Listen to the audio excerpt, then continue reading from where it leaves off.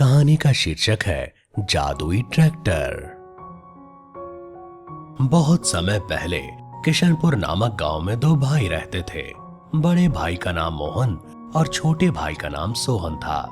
वो दोनों बापू द्वारा दी गई जमीन पर खेती करते थे, जो कि क्षेत्रफल में बराबर थी। इसके बावजूद बड़ा भाई मोहन धनवान व खुशहाल था और छोटा भाई सोहन गरीब और दुखी था। इसका बहुत बड़ा कारण ये था कि मोहन के पास ट्रैक्टर था, जो कि उसकी बीवी दहेज में लाई थी। मोहन ट्रैक्टर से खेती करता और सोहन बैलों से। मोहन ट्रैक्टर को गांव के किसानों को किराए पर भी देता था, जिससे उसकी बहुत अच्छी आमदनी हो जाती थी। मोहन सोहन को ट्रैक्टर मांगने पर क्या किराए पर भी नहीं देता था। फिर एक दिन, मोहन भैया, एक दिन के लिए अपना ट्रैक्टर मुझे दे दो, मेरी भी खेती अच्छी हो जाएगी। चाहे आप उसके लिए किराया ले लेना। नहीं, मैं अपना ट्रैक्टर तुम्हें नहीं दे सकता। तुझे शर्म नहीं आती? हर बार तुझे मना करता हूँ और तू है कि बार बार ट्रैक्टर मांगने मेरे पास आ जाता है। आप बड़े भाई हो, आपसे कैसी शर्म। लेकिन आज आप बता ही दो कि आप मुझे अपना ट्रैक्टर क्यों नहीं देते। भोला मत बन, तुझको सब पता है। लेकिन फिर भी सुन, पिताजी ने हम दोनों को बराबर बराबर जमीन दी थी, जो कि मेरे अनुसार ठीक नहीं है, क्योंकि बड़ा होने के नाते मैं पिताजी के साथ खेतों में मेहनत करने जाता था और अन्न उगाता था। तू छोटा था, इसलिए पिताजी तुझसे काम के लिए कहते ही नहीं थे। और दूसरी बात यह है कि ट्रैक्टर तेरी भाभी दहेज में लेकर आई थी। वो भी नहीं चाहती कि तुझको ट्रैक्टर दूं। भैया, मैंने कोई बेईमानी थोड़ी ना की है। पिताजी के आज्ञा के अनुसार आधी जमीन आपके पास है और आधी जमीन मेरे पास है। पिताजी की आज्ञा का हम दोनों भाइयों को सम्मान करना चाहिए। एक बार सोहन अपने खेतों से जी तोड़ मेहनत करके अपनी किस्मत को कोसता हुआ अपने घर जा रहा था। मेरी किस्मत ही खराब है। मैं जी तोड़ मेहनत करता हूँ, फिर भी 2 जून की रोटी मुश्किल से मिल पाती है। काश मेरे पास भी ट्रैक्टर होता तो मैं भी धनवान होता। तभी उसको रोने और बचाव बचाव की आवाज सुनाई पड़ती है। सोहन ने महसूस किया कि वो आवाज एक कुएं से आ रही थी। उसने कुएं में झांक कर देखा तो मालूम पड़ा कि एक लड़की कुएं में गिर गई है, जो मदद के लिए चिल्ला रही है। भाई भाई, मेरी मदद करो, मुझे इस कुएं से बाहर निकालो। सोहन रस्सी का इंतजाम करके उस लड़की को कुएं से निकालता है। भाई, तुमने मेरी मदद की है, मेरी जान बचाई है। मैं तुमसे बहुत खुश हूँ। मैं कोई साधारण लड़की नहीं हूँ, मैं एक परी हूँ और मेरा नाम सोन परी है। तुम्हारी कोई समस्या है तो बताओ, मैं तुम्हारी मदद करना चाहती हूँ। सोहन अपनी सारी बात बताता है और कहता है, आप खुद तो कुएं से अपने आप को निकाल नहीं पाई, फिर मेरी मदद आप कैसे करेंगी? परियों के पास तो बहुत शक्ति होती है। अब मैं तुम्हारी समस्या का समाधान कर देती हूँ। मैं तुम्हें एक जादुई ट्रैक्टर देती हूँ, जो खेती का हर काम 100 गुना तेजी से करेगा। लेकिन ये ट्रैक्टर तभी काम करेगा जब तुम इसके ऊपर बैठोगे, और कोई इसके ऊपर बैठने की कोशिश करेगा तो ये जादुई ट्रैक्टर उसको उठाकर फेंक देगा, क्योंकि ये ट्रैक्टर मैं तुम्हें दे रही हूँ, किसी और को नहीं। अरे हाँ, मेरी छड़ी कहाँ है? भाई, परियों की सारी शक्तियाँ उनकी जादुई छड़ी में होती है।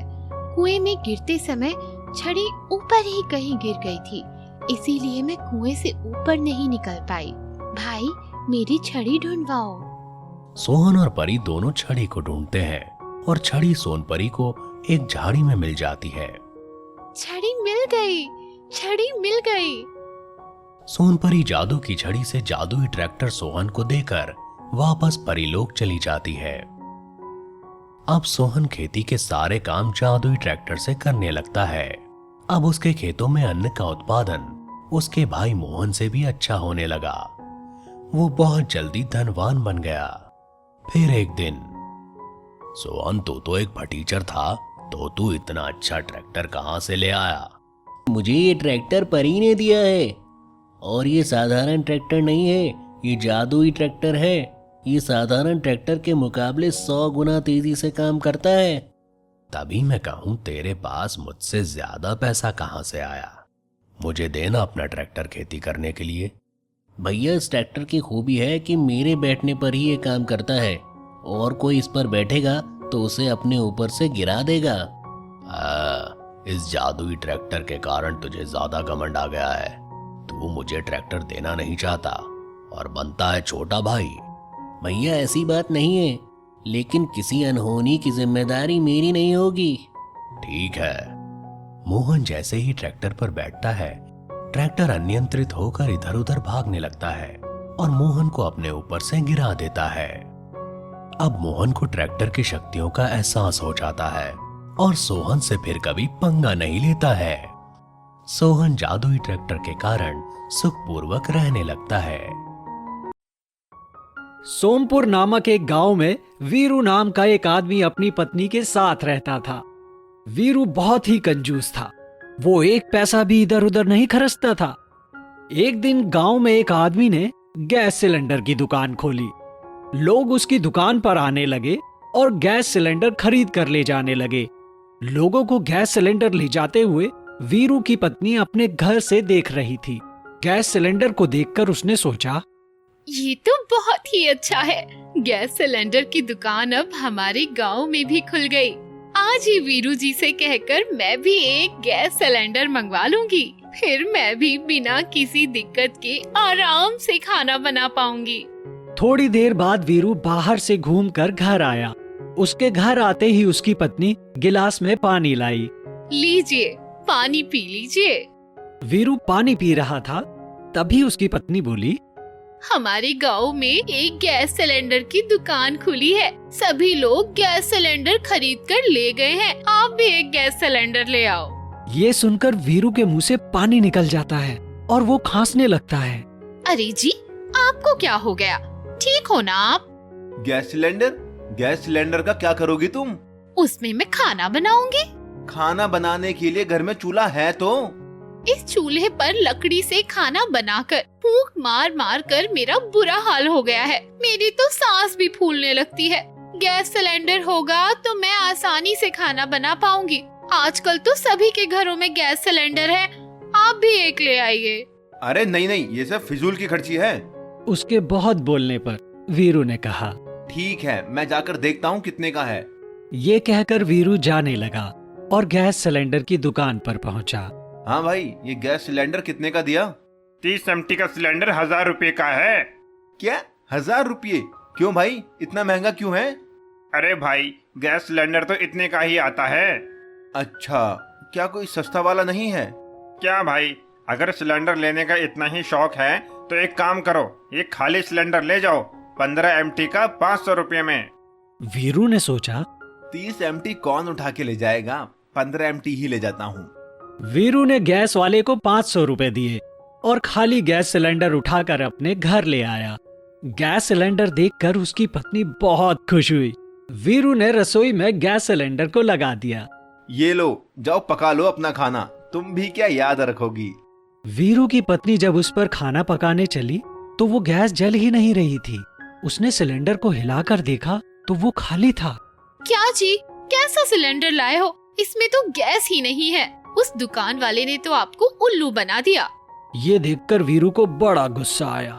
उसकी ये मजाल, वीरू को चूना लगाया। उसे अभी जाकर बताता हूँ। वो गुस्से में गैस सिलेंडर की दुकान पर पहुंचा। क्यों भाई, तुमने खाली सिलेंडर क्या सोच के दे दिया? तुमने ही मांगा था। 15 एमटी तो खाली सिलेंडर का वजन होता है। भरा वाला ले जाओ 1000 रुपये में। मुझे नहीं चाहिए तुम्हारा ये बकवास सिलेंडर, इसे वापस करो। वीरू ने उसे गैस सिलेंडर दिया और घर आ गया। क्या हुआ जी, सिलेंडर क्यों नहीं आया? इतना महंगा सिलेंडर, मेरे पास नहीं है इतने फालतू पैसे। तुम जाकर चूल्हे पर खाना बना लो।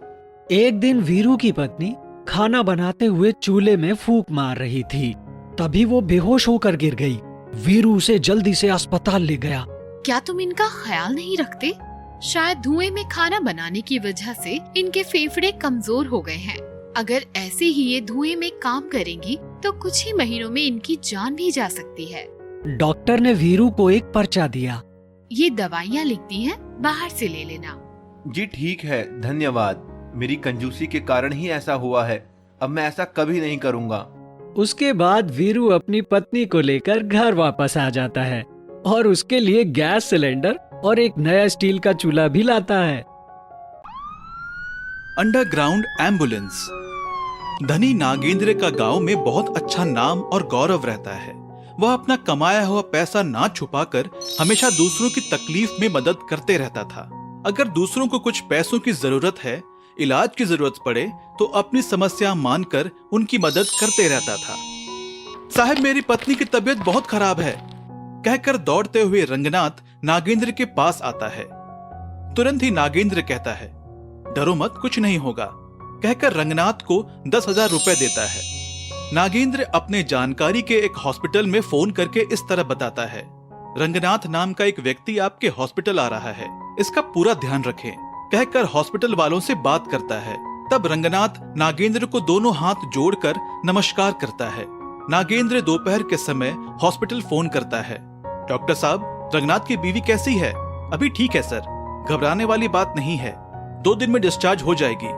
उनसे आप लोग पैसे मत लेना, वो बहुत गरीब है, जितना भी खर्च हुआ मैं आपको दे दूंगा, मुझे फोन पर बता देना डॉक्टर। सुबह 10 बजे का समय था। सड़क ऑफिस जाने वालों के साथ, स्कूल जाने वालों के साथ और अपने काम पर जाने वाले लोगों से भरा हुआ था। नागेंद्र अपने कार में फैक्ट्री के लिए जा रहा था।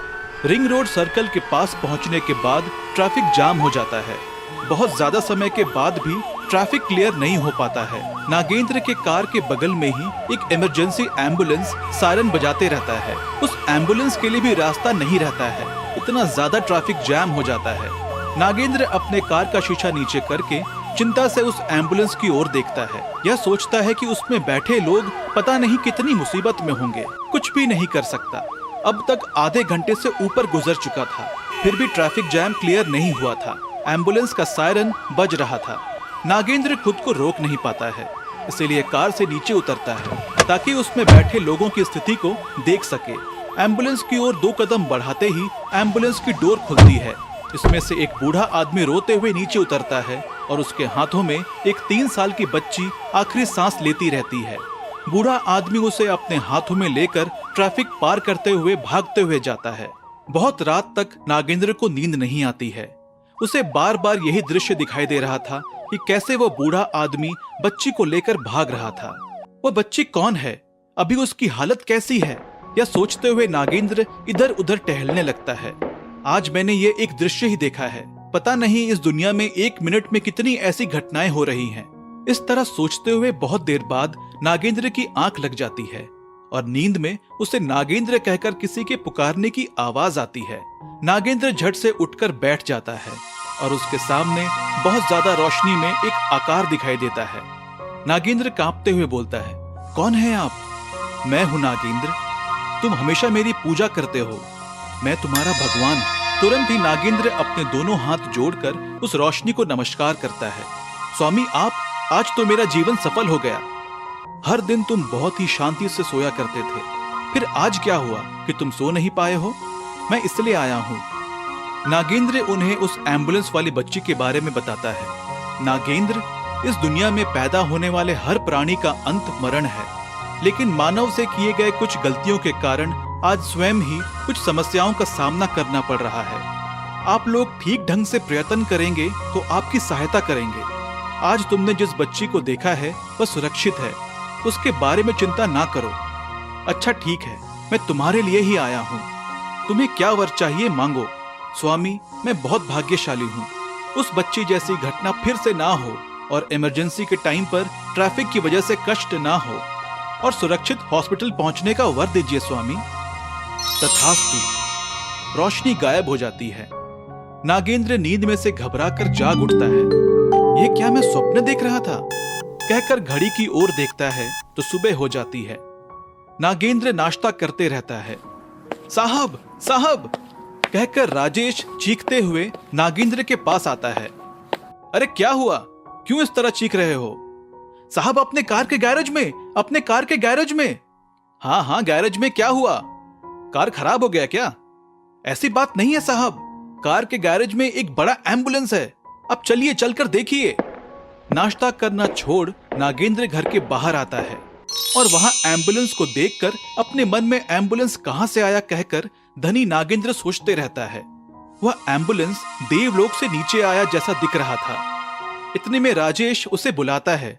तब वो ख्यालों से बाहर निकलता है। साहब, ये तो ऑटोमेटिक एम्बुलेंस है। इसे चलाने के लिए कोई ड्राइवर की आवश्यकता नहीं है। ये ऑटोमेटिक है। आंखें बंद करके खोलने तक के समय में जहां चाहे वहां जा सकते हैं। और इसमें ऑयल टैंकर भी नहीं है। यह पूरा सौर शक्ति से चलती है। और इसके अंदर भी देखिए, पूरी ऑटोमेटिक व्यवस्था की गई है। यह सब मैंने चेक किया है साहब, लेकिन इसके ऊपर कंपनी का नाम नहीं है। क्या आपने किसी हॉस्पिटल को देने के लिए इसे बुक किया था? नागेंद्र को तब समझ में आता है कि रात में उसने जो ख्वाब में देखा था, जो भगवान ने उसे वर दिया था, उसके बारे में सोचते हुए आंखें मूंद कर भगवान को दोनों हाथ जोड़कर नमस्कार करता है। ड्राइवर राजेश को इस एम्बुलेंस की एक खास बात पता नहीं है। वह एम्बुलेंस, जो कि किसी की भी तबीयत अगर खराब हो गई, इमरजेंसी में एम्बुलेंस मिनटों में उनके घर के पास आ जाता है। यह साधारण सड़क पर बहुत तेज चलता है, लेकिन अगर ट्रैफिक जाम हो गई तो पहले से ही पता हो जाता है। तब वो ऑटोमेटिक व्यवस्था से ट्रैफिक जाम की थोड़ी दूर में अंडरग्राउंड में चली जाती है।